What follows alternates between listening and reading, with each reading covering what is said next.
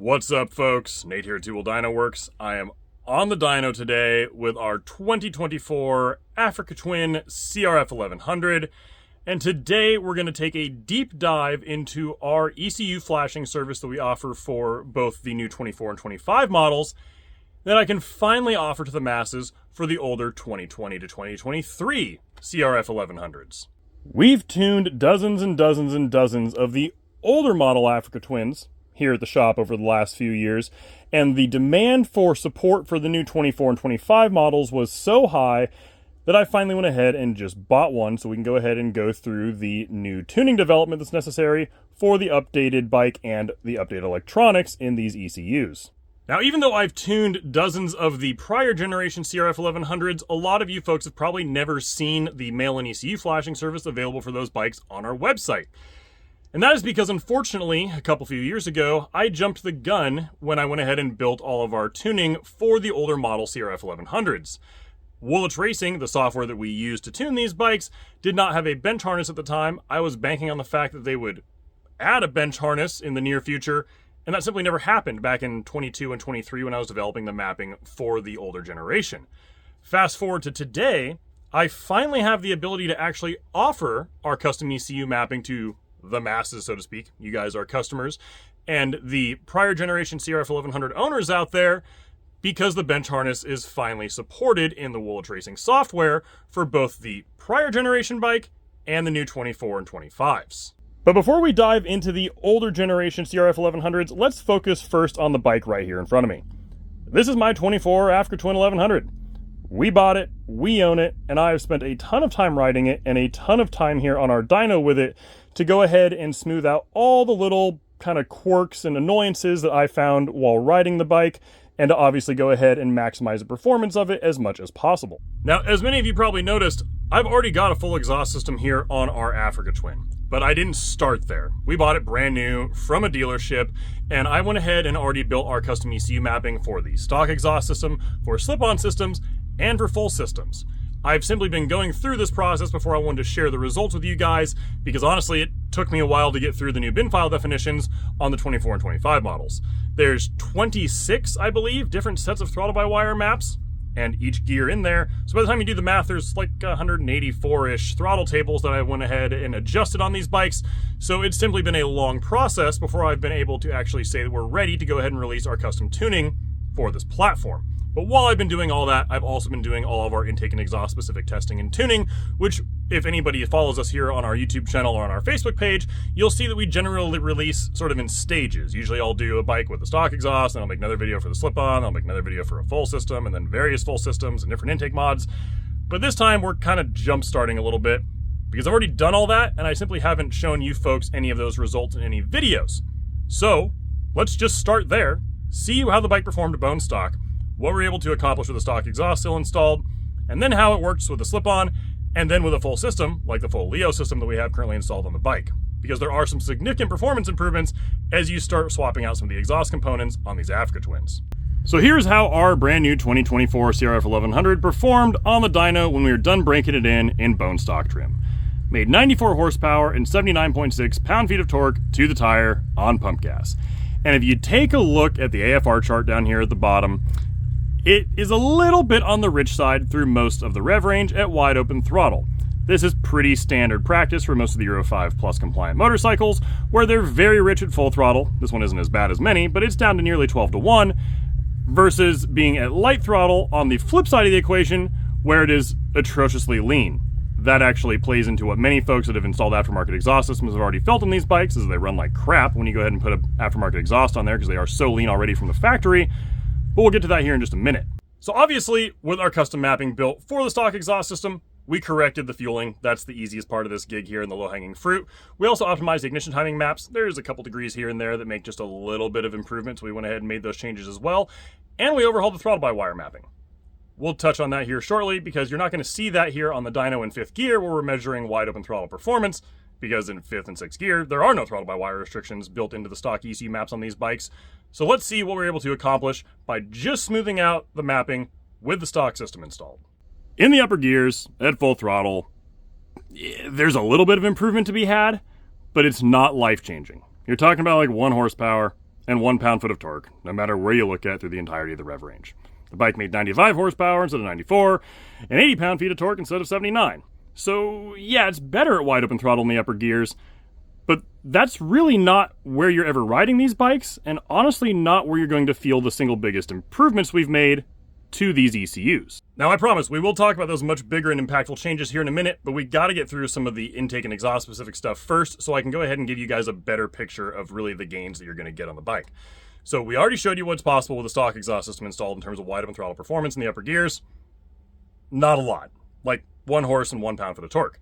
Now after that, we went ahead and installed the slip-on. We went ahead and got our hands on one of the Yoshimura slip-ons for these bikes, installed it, optimized the fueling as well for that system, and here's how things ended up.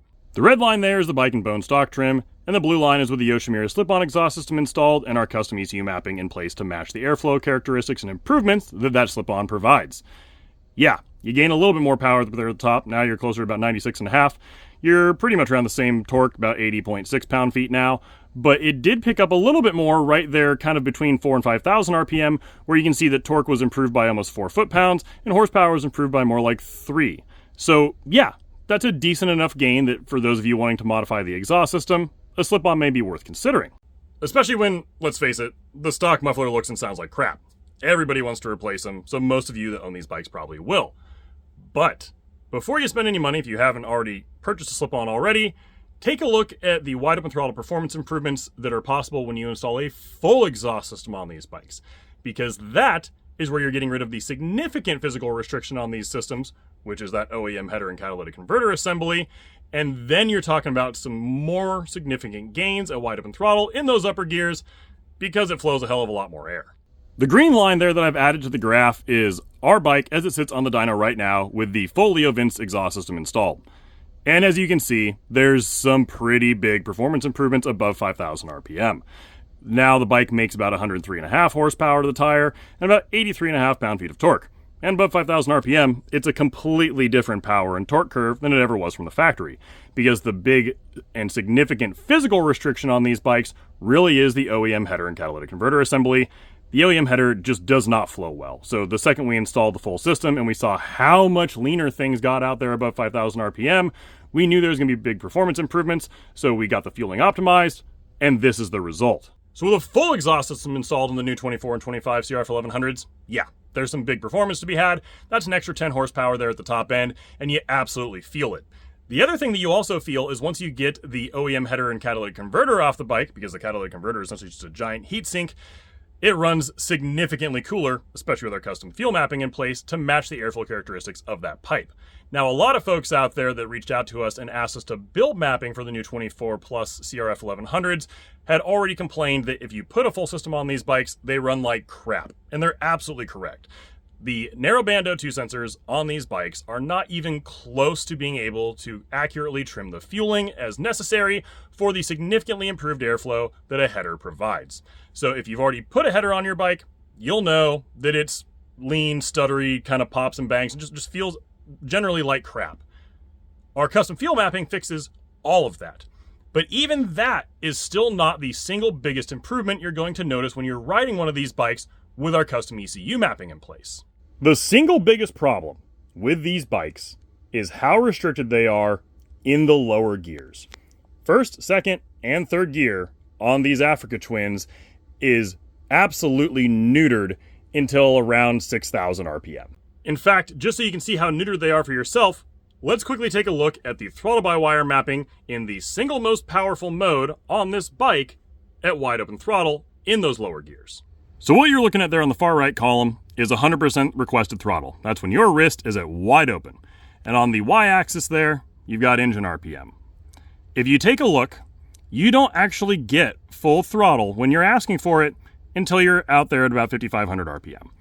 You're getting, when you're requesting full, 37, 40, 43, 46, 49, 51, 71, 91, then finally 100 by 5,500 RPM.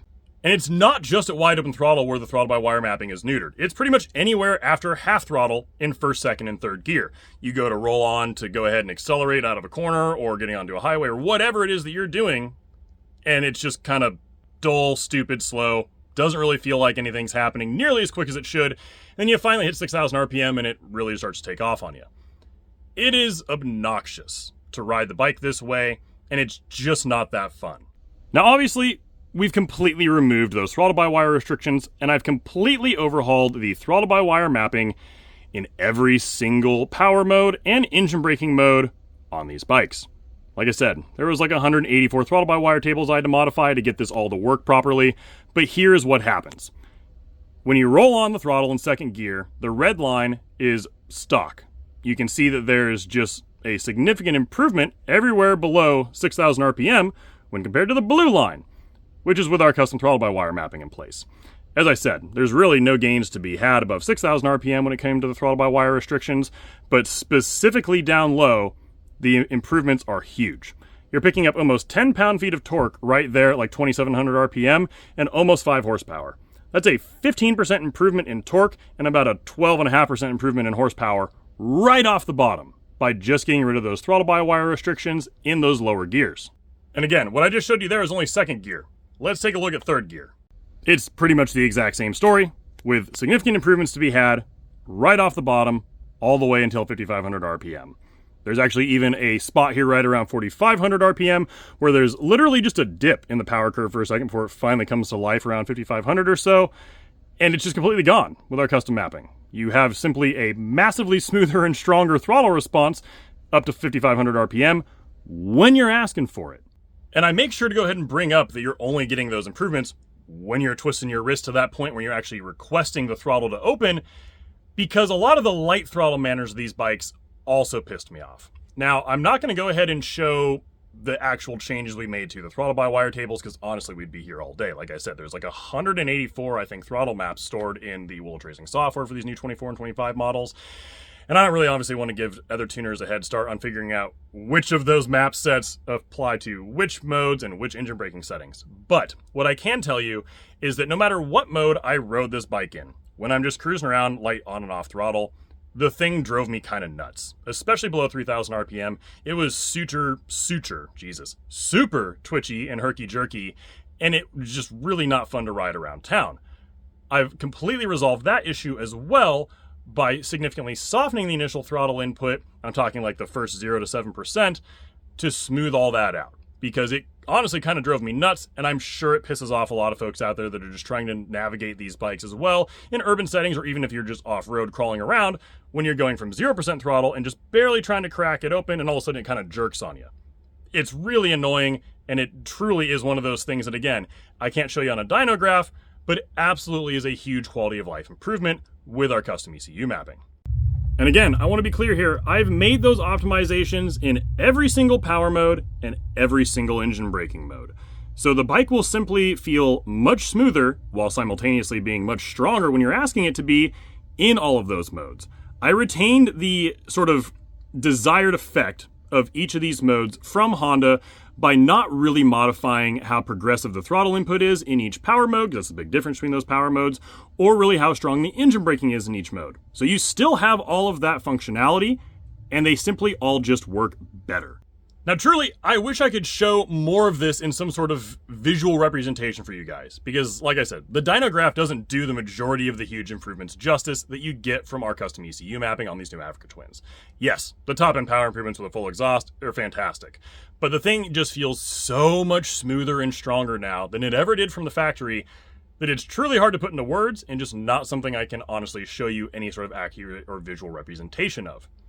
But what you can do is feel it for yourself.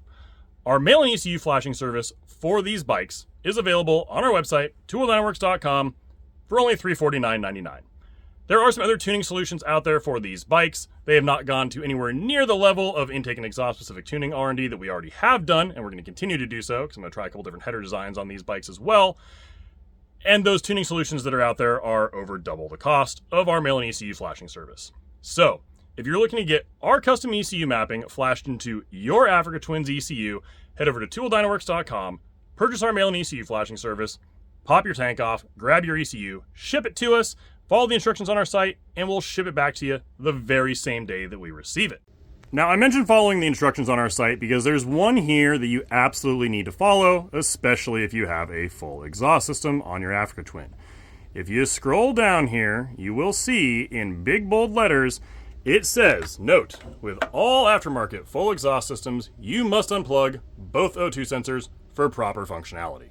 Now, I've covered why this is necessary on many modern motorcycles in depth in our FAQ, so if you haven't already seen it, go watch the FAQ on our homepage, but I will give those of you that are probably wondering why this is necessary a very brief synopsis of the scenario that we find ourselves in with most modern motorcycles that have these garbage narrowband O2 sensors in place that the automotive industry abandoned almost 20 years ago. The narrowband O2 sensors on these bikes are not even close to fast or accurate enough to be able to provide proper fuel trims to maintain a target AFR that we would want to set and find useful for any sort of tuning purpose. The closed loop window is also very small on these bikes, so when you go ahead and still have it in place, it's going to constantly try to lean out back to 14.7 to 1 AFR, the fuel mapping that we've built for these full systems. Because again, as many of you already know, you have a full system on these bikes, they feel like crap when you're riding them in that closed loop window. Because the bikes just cannot handle being that lean, nor are they really even achieving the 14.7 to 1 target they're trying to achieve. They're actually somewhere off in like the mid-15s, which is why they bog and misfire and just ultimately run like crap. So to get around all of that, you simply unplug them. We disable the fault codes for all the emission systems on the bike. Evap canister, you can yank that off of there if you want to. Fault codes disabled. The O2 sensors, fault codes are disabled. Get them off. It's 100% necessary with a full system. You just can't have the fuel trims in place necessary for the improved airflow with the sensors plugged in. And even the air injection system on these bikes, if you don't like the little bit of popping you'll still have once you go ahead and put a full system and have the bike tuned on there, you can either remove it entirely and install block-off plates or just plug off the air injection hose. Regardless what way you go about doing it, the fault code is disabled for that as well. And it's also important to note that you will see that exact same notation there about removing the O2 sensors on the prior generation CRF 1100s. So let's go ahead really quick and just cover the slight differences in the older models that I've already tuned for the last few years now here at Two Wheel Dyno Works, because while the restrictions are similar on the older models, there is some differences still between the older non-Euro 5 Plus compliant CRF 1100s and the new one. On the 2020 to 2023 model, this is the difference in second gear. It's not just the throttle-by-wire restriction right off the bottom, it's literally everywhere. And on the older models, the rev limiter is a little on the short side, so we've extended it slightly, which is essentially to where the new bikes rev out to, which is just before 8,500 RPM. So in second gear, as you can see, you're not just getting the bottom-end improvements on the CRF 1100s with our custom ECU mapping, it's everywhere. And in third gear, which is what you're looking at right here, the gains aren't quite as enormous, but again, they're still throughout the entirety of the rev range, not just off the bottom, because, well, the lower gears are simply restricted differently on the older models. In fact, even in the upper gears, so 4th, 5th, and 6th on the 2020 to 2023 models, there's this very big drop-off in the throttle-by-wire mapping, where there's a huge restriction right there before the limiter at like 8,000 RPM. So we've removed that as well.